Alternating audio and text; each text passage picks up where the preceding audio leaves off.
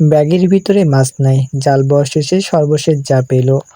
মনের সুখে আমাদের একজন আঙ্কেল আমার সামনে জাল বাইতেছিল, দেখে মনটা ভরে গেল, তাই আপনাদের সামনে তুলে ধরলাম পল্লীগ্রাম 360 ইউটিউব চ্যানেলে।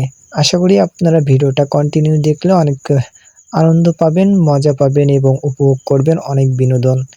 এক কথায় দেখতে গেলে জাল বওয়ার দৃশ্যটা ছিল গ্রাম বাংলার ঐতিহ্যের এক অপরূপ সৌন্দর্য, যে সৌন্দর্য মুগ্ধ করে দেয় পুরো বিশ্বকে। এমন সুন্দর দৃশ্য দেখতে ভিজিট করুন পল্লী বাংলা ইউটিউব চ্যানেল 360 কে, আর সাবস্ক্রাইব করে চ্যানেলের বেল আইকন বাজিয়ে রাখুন, যাতে পরবর্তীতে সকল ভিডিও আপনি ওপেনলি পেয়ে যেতে পারেন। পল্লীগ্রাম 360 চ্যানেল খুঁজে বের করে এমন সব নৈসর্গিক দৃশ্য যা বাংলার প্রত্যেকটা মানুষের হৃদয় ছুঁয়ে যায়। এই যে জাল বওয়ার দৃশ্যটা দেখলে আপনার অবশ্যই অনেক ভালো লাগবে। গ্রামের এমন সুন্দর দৃশ্য আপনি কখনো যদি না দেখে থাকেন, তাহলে এখনই আমাদের চ্যানেলের একজন দর্শক হয়ে যান, যাতে পরবর্তীতে এরকম সুন্দর দৃশ্য দেখতে পান। আপামার বাংলার জনগণ এরকম কত সুন্দর নৈসর্গিক দৃশ্য যে গ্রাম বাংলায় ঘটে যায়, সেটা আমাদের সবারই অজানা। আর এমন অজানা সকল তথ্য তুলে ধরতে অবশ্যই আপনাদের সঙ্গে থাকবো আমি, মোহাম্মদ আবু বক্কর। আশা করি আমাকে সবাই সাপোর্ট করবেন।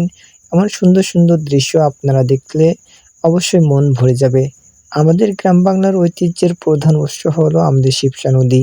এই শিবসা নদী বয়ে চলার এই যে নৈসর্গিক দৃশ্য, যেটা আপনি কখনোই না দেখলে বুঝবেন না।